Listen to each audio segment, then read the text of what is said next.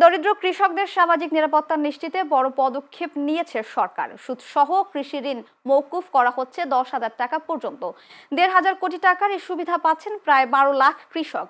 বৃহস্পতিবার সচিবালয়ে অনুষ্ঠিত মন্ত্রিসভার প্রথম বৈঠকে এই সিদ্ধান্ত নেওয়া হয়। পরে সাংবাদিকদের কাছে বিস্তারিত তুলে ধরেন মন্ত্রিপরিষদ সচিব নাসিমুল গনি। তিনি বলেন, সরকার তার নির্বাচনী ইশতেহার অনুযায়ী শস্য, ফসল, মৎস্য ও পশুপালন খাতে 10,000 টাকা পর্যন্ত কৃষি ঋণ সুদসহ মওকুফের সিদ্ধান্ত নিয়েছে। এতে কৃষি খাতের মেরুদণ্ড শক্তিশালী হবে বলে আশা করা হচ্ছে। বাংলাদেশ ব্যাংকের তথ্য মতে, সরকারি বাণিজ্যিক ও বিশেষায়িত ব্যাংক এবং বেসরকারি বাণিজ্যিক ব্যাংকগুলোর 25 ফেব্রুয়ারি পর্যন্ত সুদসহ কৃষকদের কাছে পাওনা রয়েছে প্রায় 1,550 কোটি টাকা, যা মওকুফের আওতাভুক্ত হবে।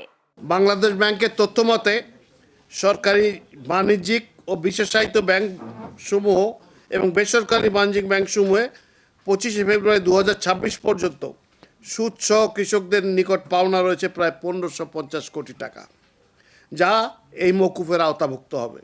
এই ঋণ মওকুফ করা হলে দরিদ্র কৃষকগণ নিম্নলিখিতভাবে উপকৃত হবে।